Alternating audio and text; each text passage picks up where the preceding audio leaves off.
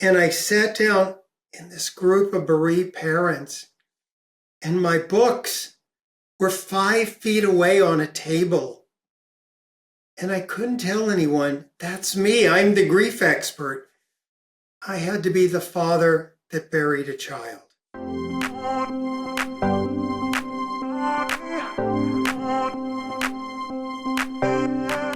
Welcome back to the No Fit Too Small podcast. My name is Jackie Selsky. I'm the Director of Marketing and Communications here at No Fit Too Small. And I am joined today by the lovely Director of Family Support, Allie Maahs. Hi, Allie. Hey, I'm excited to be here today. I'm really excited to have you back on the couch in a different role today, too. It's going to be great. Yeah, looking forward to it. Yeah, and Allie and I are super excited to introduce you to our guest today. If I'm being honest, we have been fangirling a little bit about this one. And today we are going to chat with David Kessler. He's a world-renowned expert on grief and healing. He was friends and protege under Elizabeth Kubler-Ross, who's famous for her book on death and dying, where she identified the 5 stages of death. And David and she worked together on a follow-up book identifying and adapting those stages to the 5 stages of grief that we talk quite a bit about in the No Fit Too Small community. And so David has written many books and provided many resources on grief, but today we're kind of focusing on one of his most recent books, which is The 6th Stage of Grief, Finding Meaning. And so David, gosh, we are so fortunate to have you with us today. Thank you for taking the time. I am so glad to be with you. Thank you for having me. I really appreciate it. And thank you for your work. You know, it's interesting you brought up those books and the stages. I always hear Elizabeth Kubler-Ross whispering in my ear, tell them the stages aren't linear. There's no one right way to do grief. Everyone's grief is as unique as our fingerprint. So I always like to remind people of that. I think that's a great place to start. I would say Allie actually quotes you how many times a day, would you say? Yeah, I'm not sure. We run many different groups for our families. And I think I say that often, too, is that we want it to feel linear or we want to feel better at times and that it's just not, right? It is messy. That, picture of grief looks like this, not in a linear line, even though maybe sometimes we want to fast forward through a stage or make something not last as long. But I totally agree with that. Yeah, and I'm glad you set the tone for our conversation, David. I think one of our biggest missions here at No Fit Too Small is to really normalize conversations around grief. And the irony in that is that so many people in our society really can't handle, a 1 or 2 or 3 minute conversation on grief. And here we are planning for hopefully an hour or so with you to talk about grief. But knowing that this is something that's just not normalized yet in our culture, I'm curious, how did you decide to study grief and build a career? Well, thank you for that. It's a great question. No one's in the 3rd grade going, wait, I can be a policeman, I can be a fireman. What about death and grief? Is that available? No one thinks that. It's a profession that chooses us more than we choose it. I had a mother who was ill, in and out of hospitals. And then when I was 13, she had to go to the big city hours away for this new procedure called dialysis that was not widely available to folks. And she went to the hospital. I didn't realize she was dying. There wasn't anyone that, there wasn't child life specialists, there wasn't social workers, there wasn't really anyone there available to help me. And I was too young to go upstairs. You had to be 14. I was 13. And it was just a different time, and families were seen as an interference in the healing process. And so most of my time was in a lobby of a hospital or the lobby of the hotel across the street where we were on the days my father could afford a room there. And one day, folks started yelling fire. Everyone ran out, and all of a sudden outside the hotel, I looked up on the 18th floor, flames are coming out. And the next thing, fire trucks pull up. I'm a 13-year-old boy. It's kind of exciting at first. Fire trucks pull up, and then all of a sudden shooting begins. And they realize this isn't just a fire, it's an active shooter. It went on for hours. It's now considered one of the first mass shootings in the US. And so and then a couple of days later, my mother died. So at a very young age, I'm dealing with grief, trauma, shootings, seeing people die, seeing hotel guests and police officers killed, and my mother dying. So it was a lot of trauma, and there was no one to talk to. The only advice I got was stay strong, which kind of means don't have feelings and take care of other people. And or at least that was my interpretation. My father didn't want to talk about it. So I really grew up thinking I was broken and that there was really no hope for me. And then I dropped out of high school. I was so lost. And a few years later, I think I just remember spending hours walking around the streets. My father didn't know how to be a parent. And at a certain point, a neighbor said, you can do this GED thing and you can challenge your high school diploma. And you're smart, you should try that. So I did, and I was able to. And then I went to community college, and I heard there's 2 easy classes, human sexuality and death and dying, and human sexuality was full. So I went to this death and dying class, and I heard about this book and this woman, Elizabeth Kubler-Ross, and all of a sudden, there was a language for what I was feeling. And other people, and this is a weird thing to say, but you can kind of imagine this. When we're in grief, we kind of can feel like we're the only ones this has happened to. And so I thought, I think I'm the only person that's had a parent die. And how many of us, when we're in grief, think, no one else is going through this, it's just me, because we don't talk about it. So that really took me on this quest to become, this person that I wish would have been there to help me when I was going through that. And so it led to a lot of books, and 2 of them with Elizabeth Kubler-Ross. Little did I know I would get to meet her and work with her, and one with Louise Hay. So, and many on my own. So I, spent decades helping people. I love how that journey took you quite a while to come to. Right? Yeah, I mean, that's how, in the comic world, we would say that's my origin story now. I love that, because I think sometimes we, part of normalizing these conversations is that you don't have to do something profound after trauma. Sometimes surviving it is a big enough win, and something to be very incredibly proud of. And so what I love is you didn't automatically think of doing something with that experience, but it kind of found its way to you. And I think there's something really beautiful in that and really authentic in that. Was there anybody studying grief when you started this? Was that I know the adaptation. Kubler-Ross was such a trailblazer. She was doing it here. Cicely Saunders was doing it in the UK. They were doing hospice and end-of-life care and talking about it. But it was a conversation that wasn't being had anymore. And, if you look back in history, illness had left the home and moved to the hospital in the 30s and 40s. And, death and dying left our home also and went to the funeral parlor. So in a lot of ways, we became separated from this normal experience, and people became isolated in the death of the spouse, the death of their parent, the death of their child, their miscarriage, stillbirth. It wasn't something we saw anymore. Oh, I've never thought about it that way. Some of the cultural shifts and the impact that.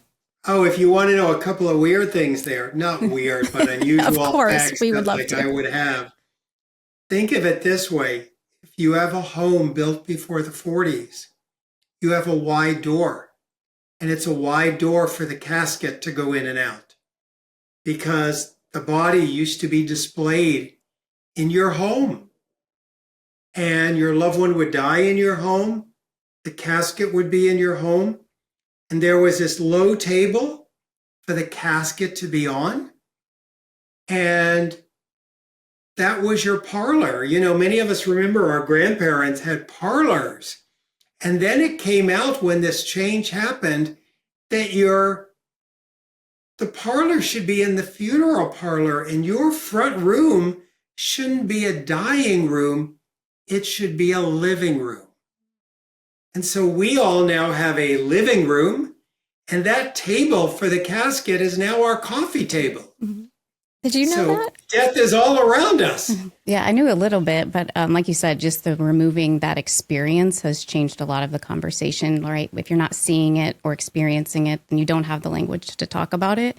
And I think I really liked what you said about that earlier, was just having the language for what you experienced.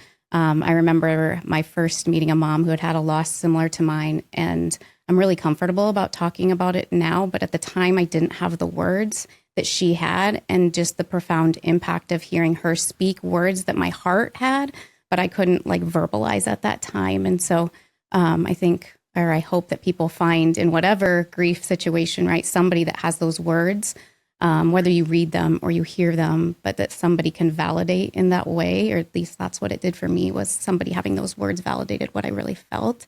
Because I think that's really powerful too. And just that reality of being in so much pain around grief and death and loss, and not having anyone to talk to. You know, sometimes someone will go, oh, I have a sister, I have this person, and they're isolating in grief. And I'll say, are you sure they're isolating and that you're not isolating them? Oh, I call them all the time and tell them to cheer up. And I'm like, yeah, that's pretty isolating. You're not willing to see the world as they do. I think you talk about it in the book, and we talk a lot about it in our space, the validating or witnessing grief. And I just feel that's so true. I don't know if you want to elaborate more on kind of your experiences in that too. Well, yes, you know, grief must be witnessed. We want to know that this loss mattered. And it doesn't matter whether that was a 100-year-old person, 60-year-old person, minute-year-old person, you know, not born yet. I mean, these losses matter. These are connections. And we need people to see it. You know, think of in war, in the world, what's the worst thing we can do in war is we kill someone. The second worst thing that's considered the cruelest is isolating them. And yet in grief, we isolate, we get isolated, and it's because we live in a world that people aren't willing to talk about the biggest thing that's happened in our life. You know, when there's so much bright siding and toxic positivity. You can have another baby, you can move on, you can all that stuff. And it's like, can I just have a moment to just talk about it? Can we just talk about it?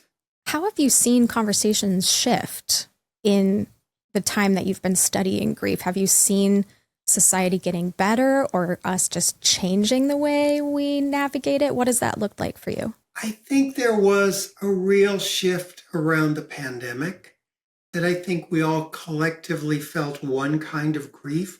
And I think it opened the door just to talk about it more. I still think we have a long way to go. And, you know, we still often just feel like we're the only ones that have been through this because we don't share it openly.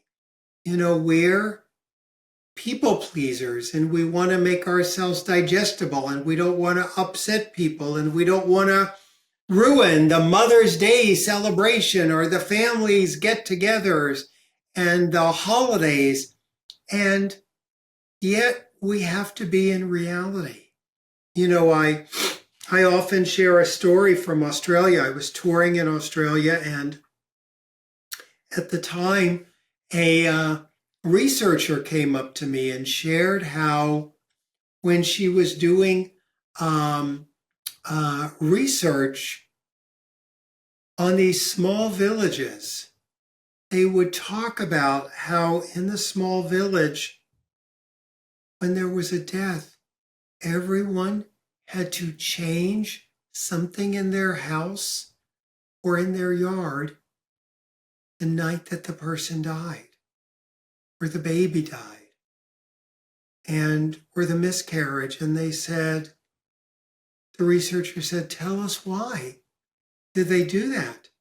And they said, because we want the family to wake up the next morning and see now that there's been a death, everything has changed. Oh, wow. That's profound. And in our modern world, we get up the next morning and our world has changed, but everyone's going on and on like nothing has happened. That's so beautiful. I remember right after our loss and feeling like my entire world is shattered, and yet the rest of the world is still moving like it never happened. And so what a like subtle but beautiful way that a community around you can show we see that your life has changed forever and that it impacts an entire community. So that's beautiful. Yeah.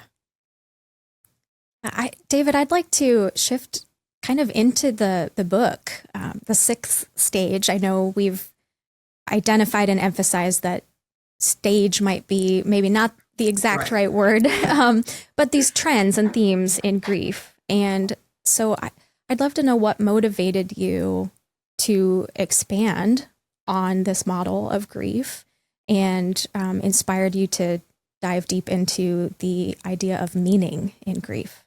Pain.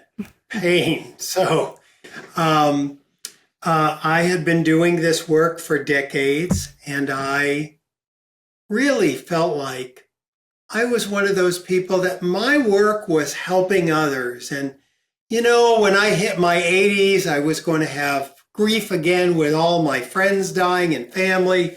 But my worst grief was in the past with my mother and father and other people. And then I got a call 8 years ago that my younger son, David, had died. And brutal. I was on the floor. I didn't think I would get up.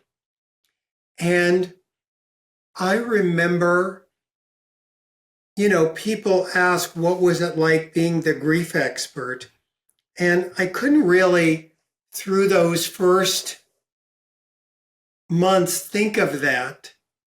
But I did think to myself how horrific this pain was, and that I wanted to write every parent I had ever counseled a note saying I didn't understand how bad the pain was. So I had to do the things that I've been telling people to do. I had to go to a grief counselor. I had to go to a grief group. I think it took me 3 times just to go to a grief group. I had been handing this advice out like it was candy. Go to a grief group, go to a grief counselor. And then I couldn't get myself to a grief group. I live in Los Angeles. I was like, oh, there's traffic. I can't go. There's always traffic. Then I couldn't find parking the next time.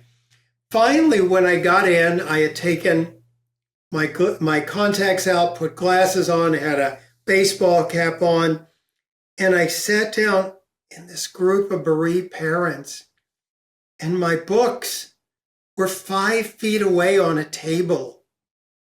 And I couldn't tell anyone, that's me, I'm the grief expert.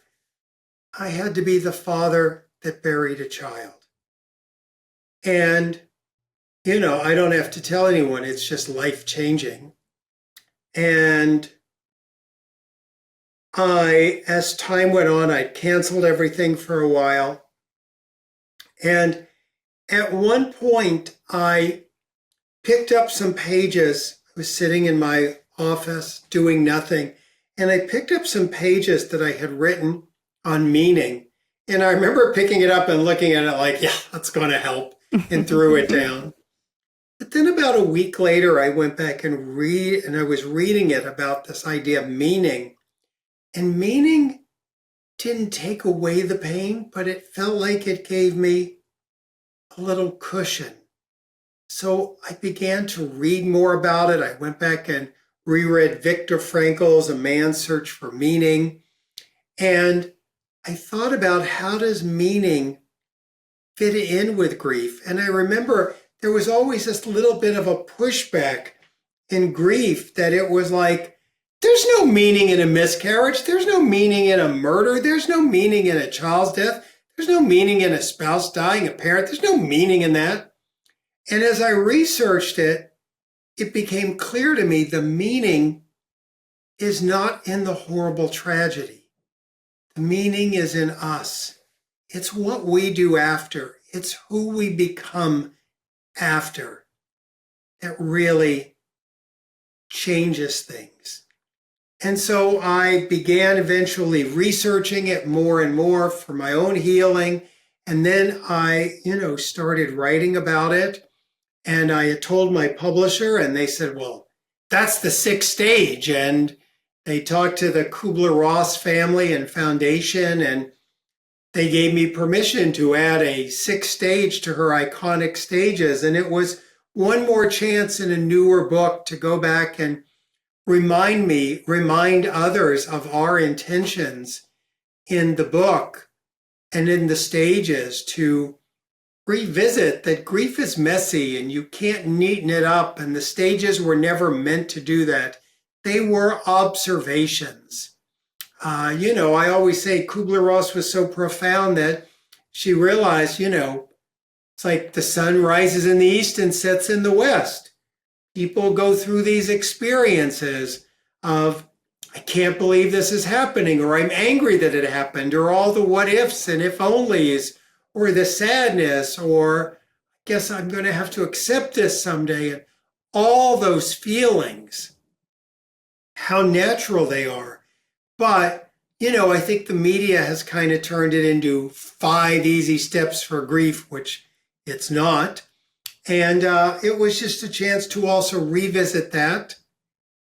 I think now that it's been a few years that it's been out, my challenge, I'm so grateful that it's a bestseller and has resonated.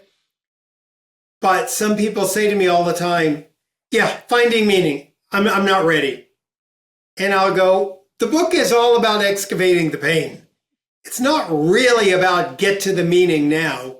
It's about excavating the pain so that the meaning is there underneath. I love that. Makes me think of one of our lost moms. Kind of what you said is, she said our story is sad, right? Losing our son was sad, but I don't want his life or his legacy to be a legacy of sadness, right? Like this idea that what happened is sad, but what we do with that or how we find meaning doesn't necessarily always translate into sadness forever. And I just always thought that was kind of a beautiful way to say that. And also to your point that meaning doesn't show up on the first day, right? That's could be years later. Right. I definitely resonate with that. I wouldn't be in this role without my loss. But even several years ago, I wouldn't say joy and grief coexisted for me. It does now. And there's a lot of purpose to my pain. But again, nobody could have made that happen for me, or I couldn't have forced it any sooner. That it does have to kind of evolve, I think, in its own way, and how different that is for each person too. Yeah, I love that you talk about purpose, because I do think, so I actually studied psychology. Most people don't know that. I'm a professional marketer now and writer, but my degree is in psychology. And that's how I kind of know a little bit about some of your work. And there's a lot of psychology in marketing. There is. That is something that most people don't know. But thank you for calling that out. Your secret's out. It is. I kind of nerd out on the science psychology of it. Everywhere. Yes. I watch the TV show Survivor and see psychology. Yeah. So it's everywhere. Because these are humans. So of course psychology's in it all. Exactly. We're all studying humans in some way, I think. But I do think that there is purpose in each of these stages, right? I think if we were to feel everything at the same time, that would be impossible for our bodies and our brains to process. And so I'd love to know if you believe that, and maybe help us elaborate on maybe what some of the benefits and purpose might be as we navigate those different emotions through grief. So think about, letting go of right or wrong, or which model you do, or whether it's a stage or a task or an area and all that. There's these things that come up. Denial. I can't believe they're gone. I can't believe this is happening. And here's the thing people don't realize. You're in denial and you can't believe this is happening because your brain really can't process it. Your brain can literally not understand that this has happened. And as you said so eloquently, we couldn't take in all this pain in one day.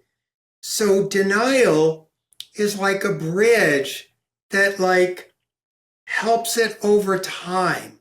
I often say there's a grace in denial. Denial helps us just be with what has happened to get it, to help us survive.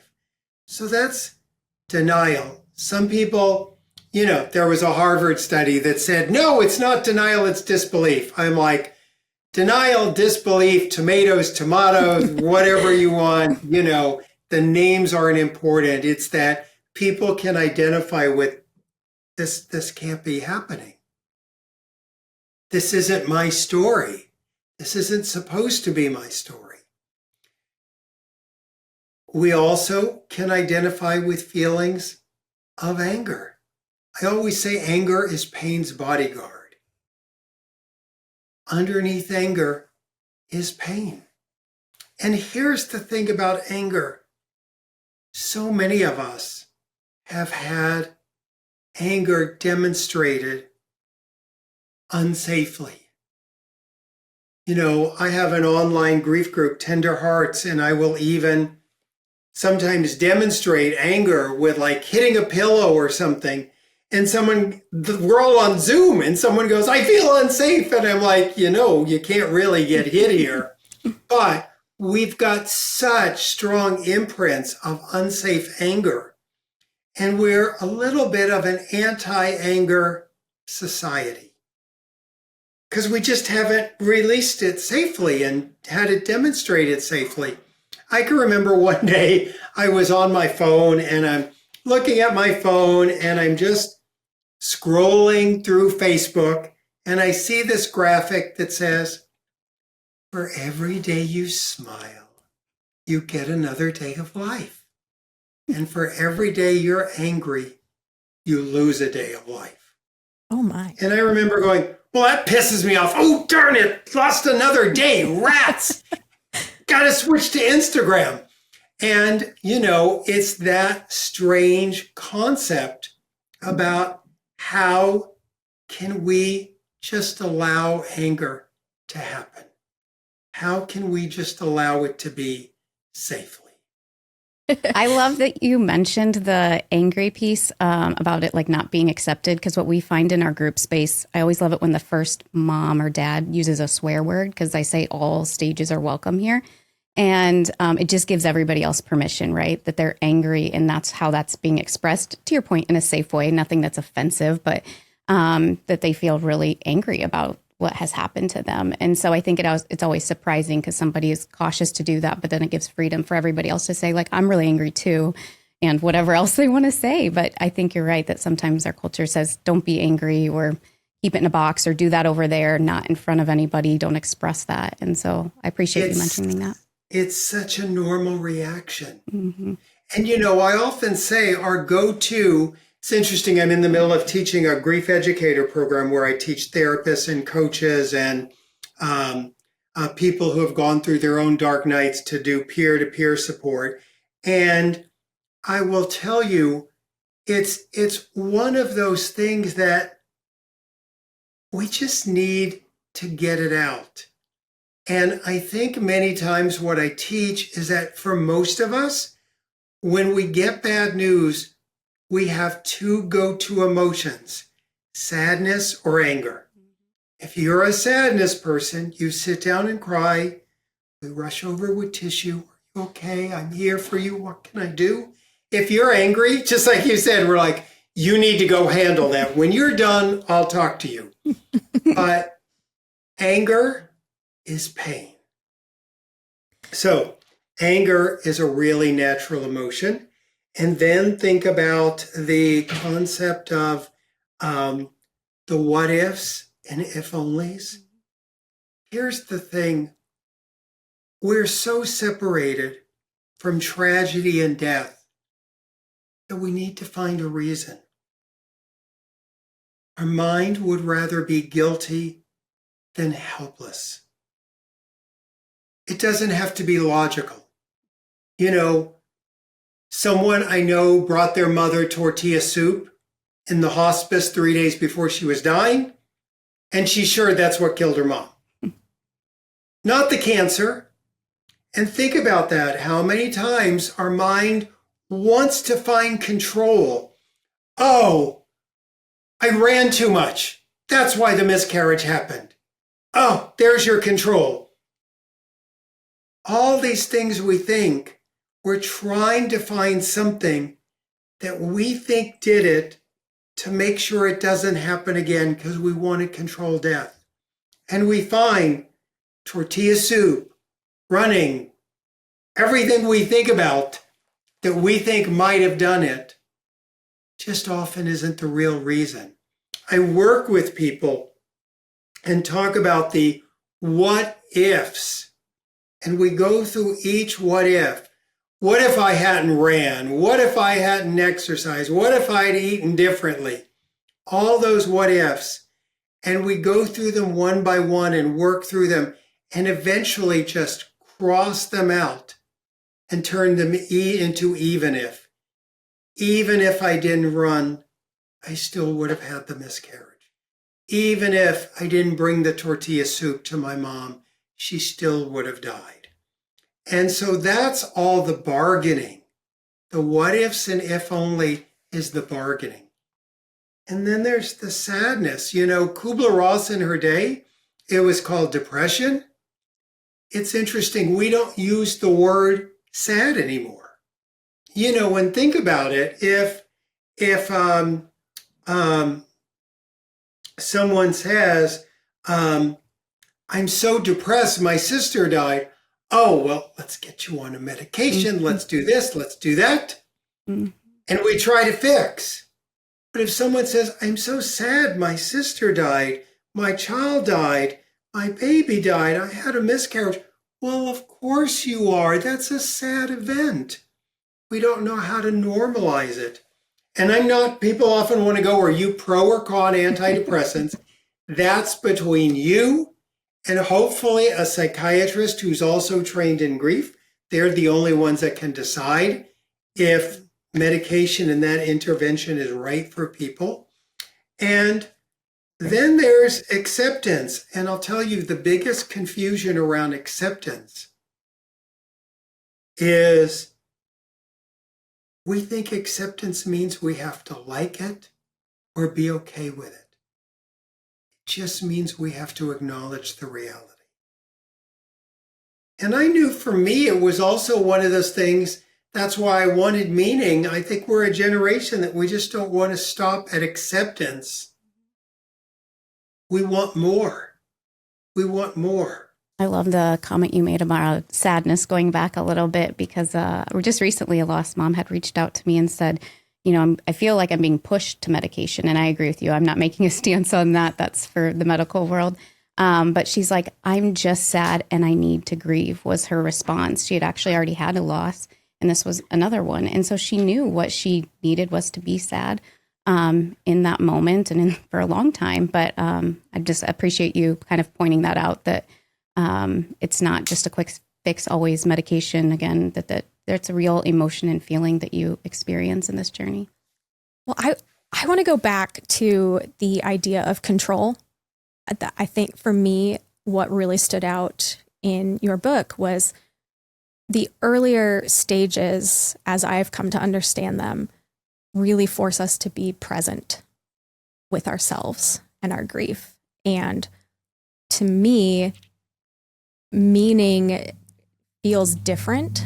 And so I'm curious, how do we, I guess, do you see us using meaning as an excuse to skip some of those real emotions that we deserve and should feel while we're navigating grief? But how often do we use it as an excuse to bypass some of those important steps?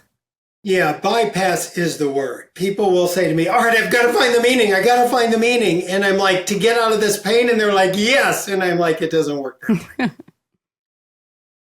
You have to walk through that valley. You have to excavate the pain. You have to be present with it. I always say, if there was a shortcut I could teach people, I would. I would take it myself. But you can't get right to the meaning. You have to get to the pain and be with it and take it. And I know how hard that is for people to hear. They're like, are you crazy? I'm taking it every day. Why are you telling me to take it? Well, we have to be present with it.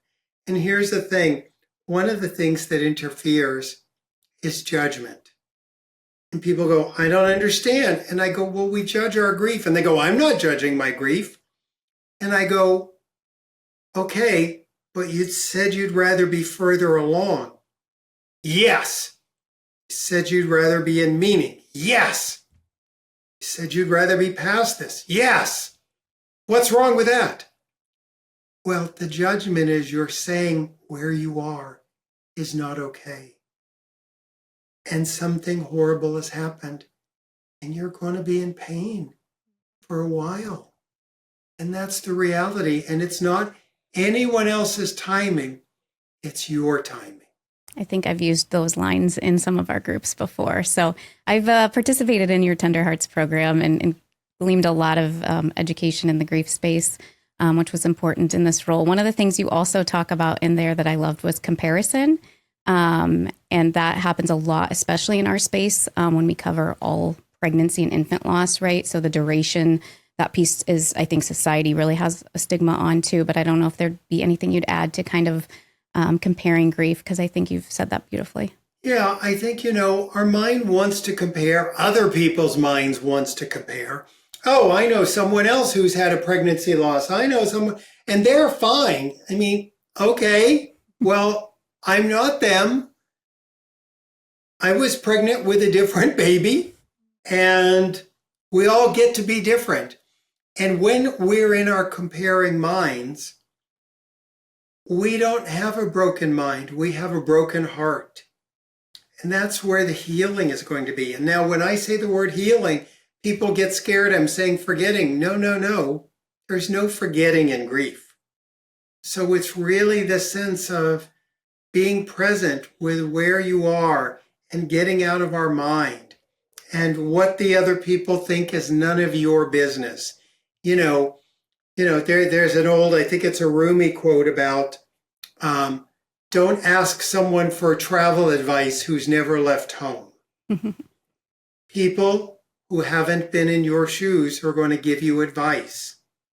And sometimes people who maybe have had a similar loss are going to give you advice, but you've had a different experience. You've had a different pregnancy. So it's so different for everyone. And to not compare, don't let others compare. Well, others are going to compare. That's out of our control.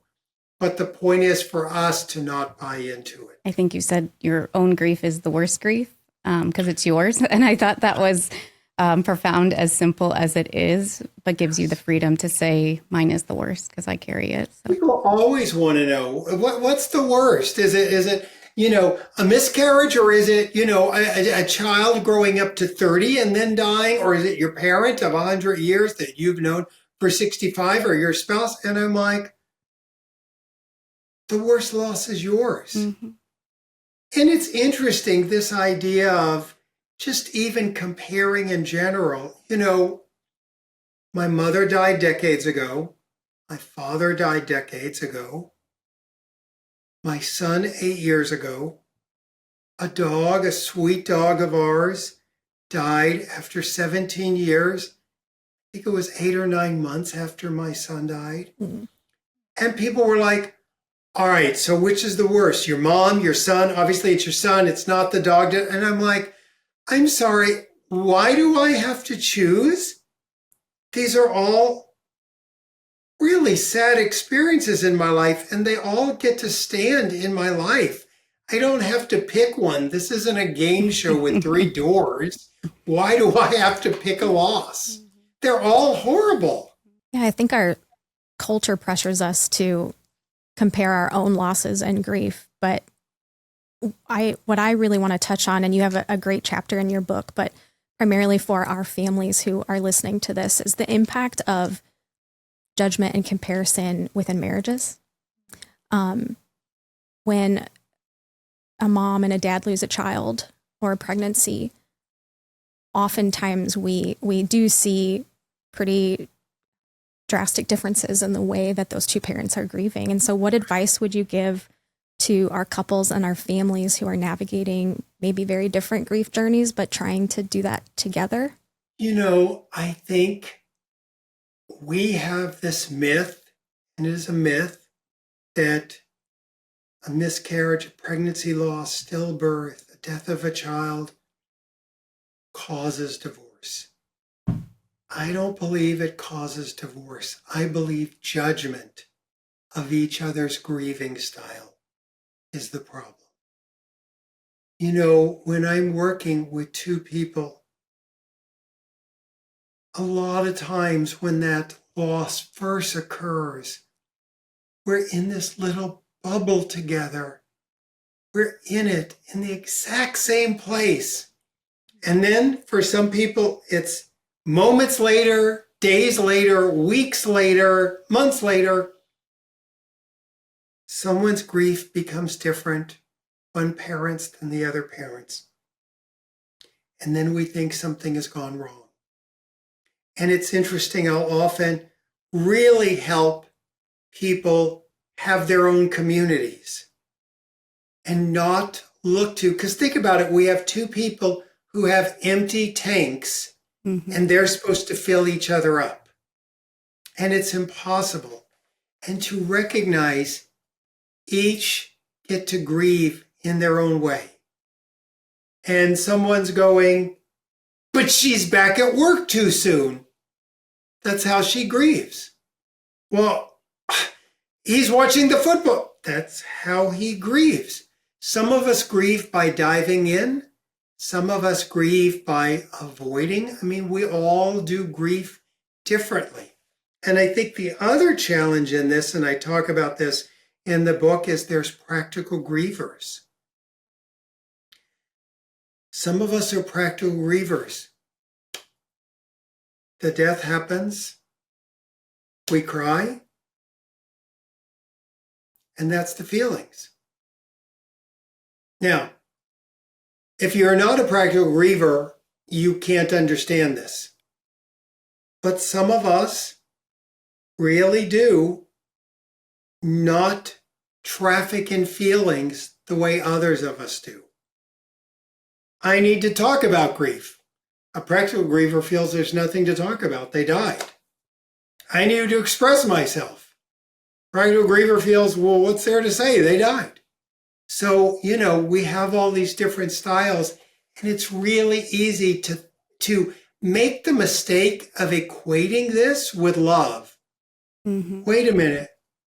Obviously, if it looks like you're moving on, you didn't love our child, our baby, our pregnancy. And that's just not how it works. Yeah, I think the concept of communal grieving is how you word it in the book. And I think at No Foot Too Small, that's really our mission, is how do we build a community for our families where we can all be helping each other through grief. And I think there's a beautiful story in your book that I'd love you to explain. The parable of spoons, I think is what it's called. I'd love you to just share that with our listeners and help us understand what that means. It is, this person is led into this big banquet room, and there's food everywhere. And yet they see everyone is starving.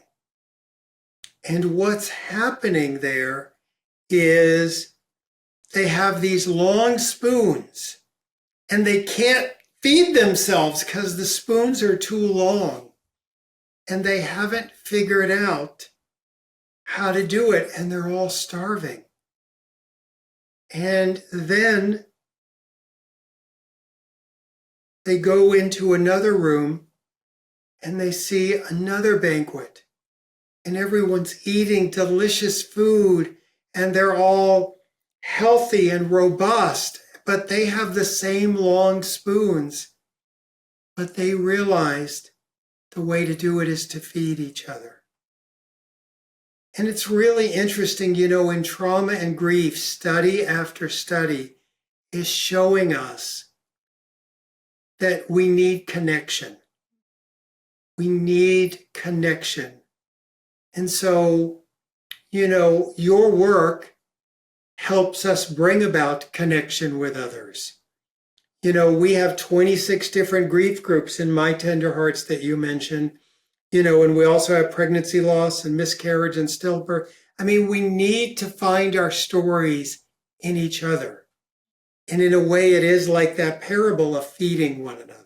I think that is exactly how No Foot Too Small got started. And I often say the founder was a stranger on my doorstep, capturing my daughter's footprints before we existed as an organization, but validating that life that mattered to me and that it mattered to her, and that we get to keep paying that forward to other families experiencing loss. And so that feeding each other or showing up on those hard days, I always say, we're not experts in it either, but we just show up and to support each other in that way. And like you said, even with spouses, them having their own support, we run a mom's group and we call it a men's social club, even to remove the stigma around that you need support, that it's actually normal, that you would need community that gets it. So I think that really aligns with what we do. And I loved earlier your vulnerability in sharing that you needed to go to a group and how hard that was, because we joke about that so often.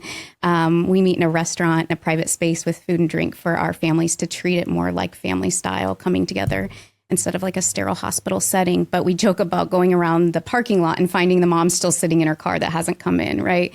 That we've all been there, or that many of us have struggled to walk into a room of strangers and share your, most vulnerable days. So I appreciate, even as a grief expert, you sharing that was hard. And that's the reality too. Well, it changed me. When people would come to groups, I'd be like, welcome. And now when they come, I'm like, oh my gosh, I'm proud of you. Good for you. Because it's like, now I get how hard it is to show up. Yeah, we call ours the worst club to be a part of, but the best people. And that is truly our hope, that you find your connection. But we joke about, how do you say welcome into a space you don't want anybody to be in? Right. But again, that hopefully you find that community. And just, what, so many of your parents are dealing with. How do you, as I always teach, how does your mind even grasp,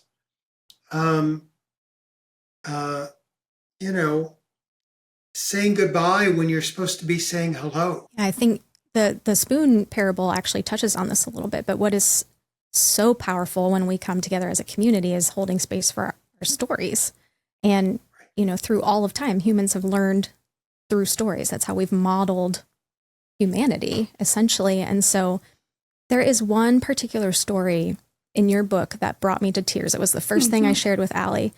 And I don't want to put you on the spot, because I know you did have to change names and everything, but I'm hoping you can share the story, a Cliff Notes version for our parents who are listening, because it's the story of Jane, whose mother died, and she and her father are standing in the cemetery, and she sees the gravestone of the little baby that was only lived for 3 days.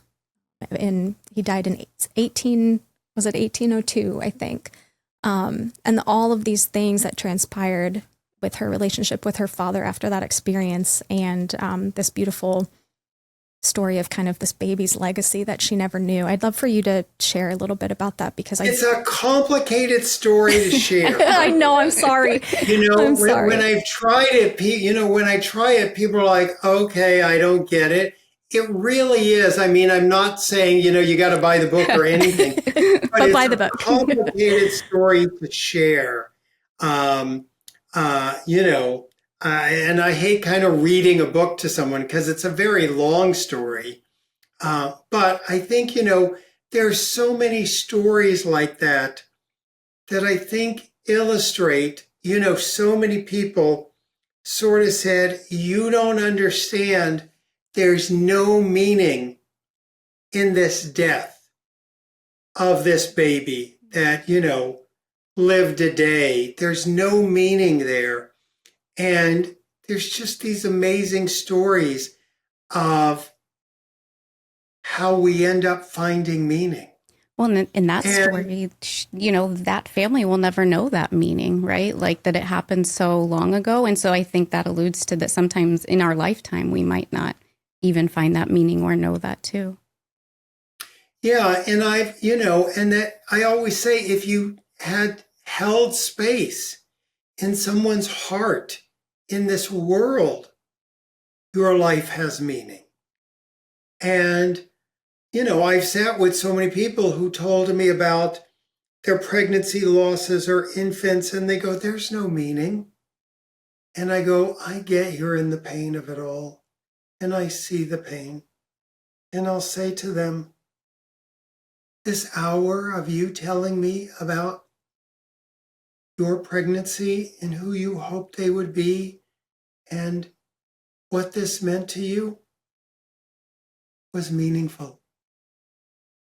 It was meaningful that you shared them with me, and that meaning can even just be in that. I think that's the one thing that I hope our listeners take away today.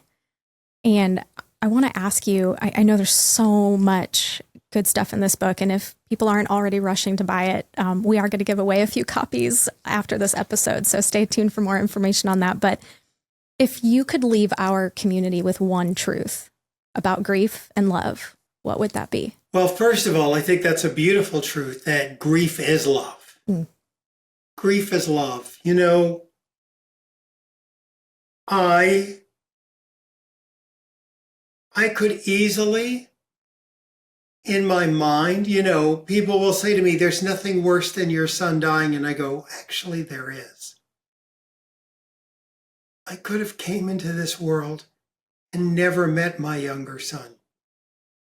He didn't have to be my son. That would have been the worst tragedy. So grief is love. And the journey is really hard. But I don't want to make this journey without love at times. The other thing is what we run from pursues us, and what we face transforms us. To really allow that grief to transform us. I think this episode is going to feel transformative. So thank you so much, David. I hope you don't mind me asking this. I end every episode asking our guests the same question. And as a lost father, if you could say something to your son today, what would that be? Well, I talk to him all the time. I teach about parenting. I still parent him in my heart every day. So I'm always talking to him anyway, but it would always be as simple as I love you and I miss you. That's beautiful. And thank you for leaving us with the reminder that we are all still parents.